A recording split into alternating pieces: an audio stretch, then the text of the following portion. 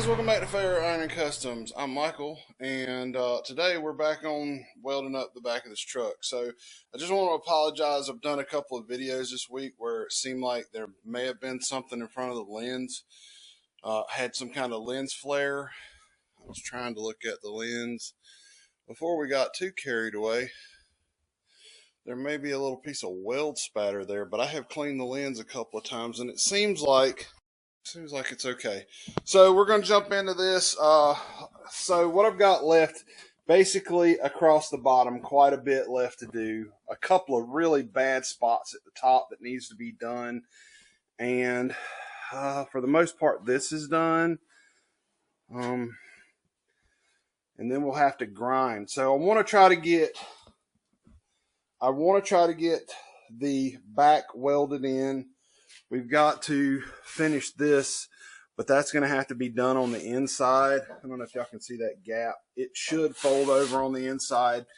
I'm just going to weld that from the inside when I get inside the truck and start working. Let's jump into this.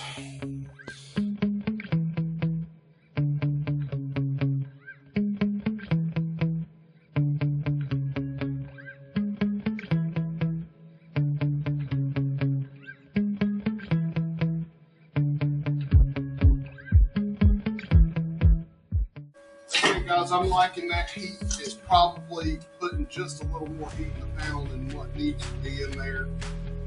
But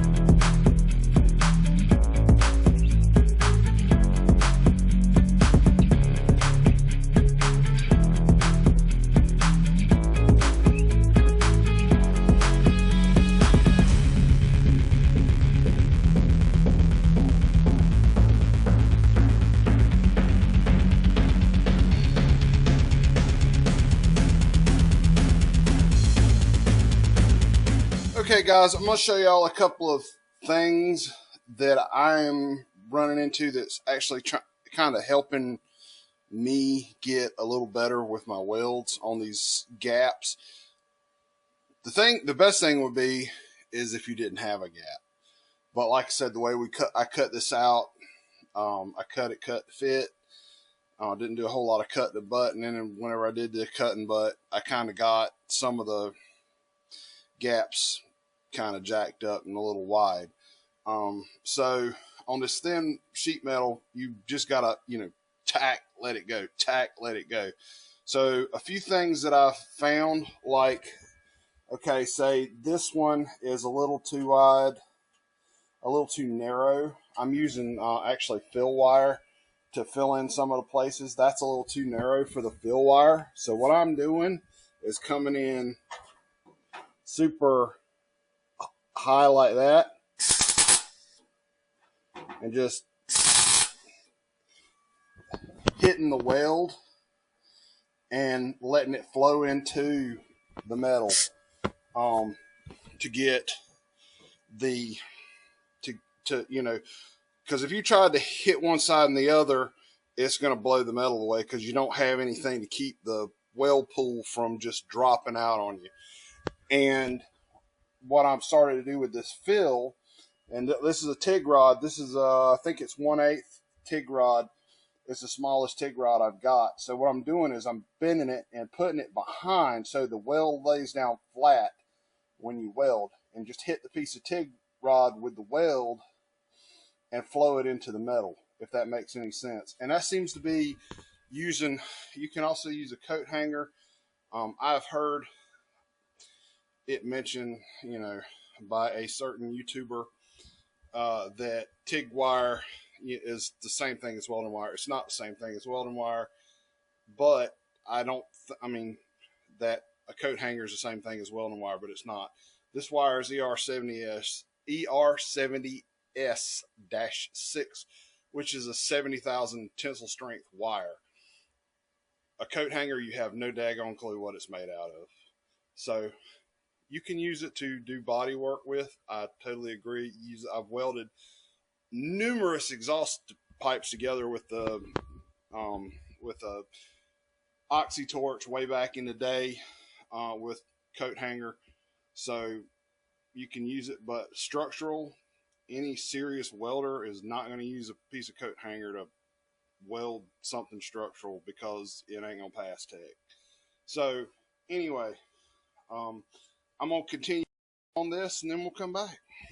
All right, guys, we got it welded up. There's a few places I know we'll have to re-weld. We'll hit it over when we get everything ground down. I'm gonna hit this. I got it's a 36-inch flat pad on a flat wheel on a hard disc on a 4.5-inch grinder.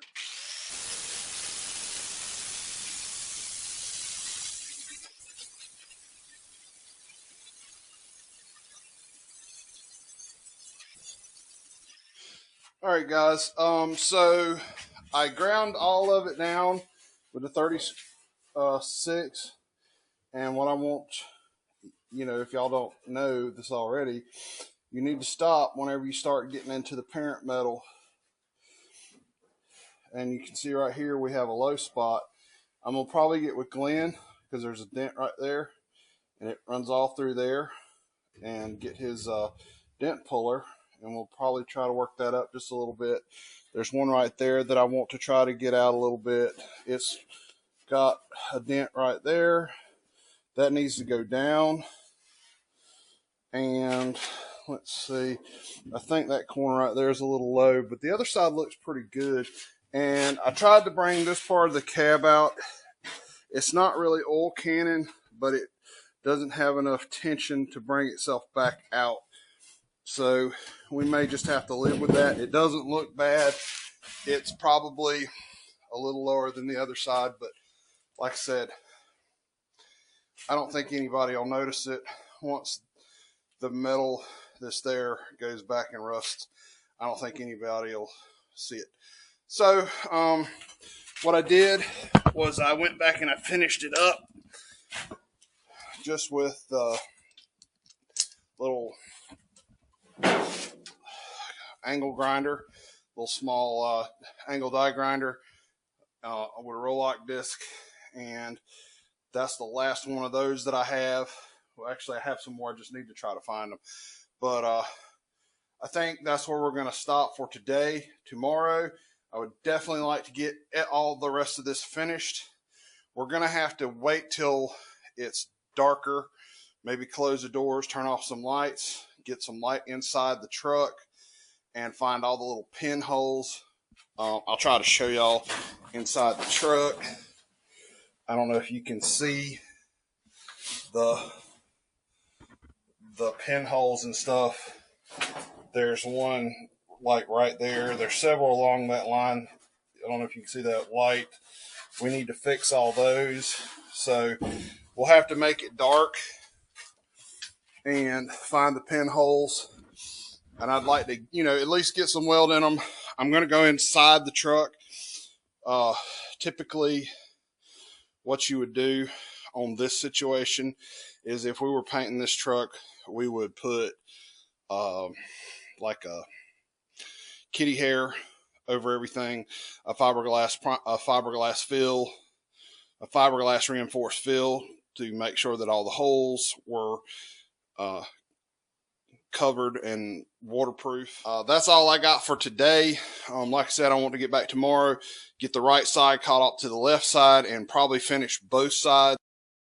of the day tomorrow, so that's probably what we will get done in tomorrow's video. I am looking so forward to getting this body up off of this chassis, getting the floor built, and moving forward. Once we take the body off of the chassis, we can finish welding the chassis, and when we finish welding the chassis, we will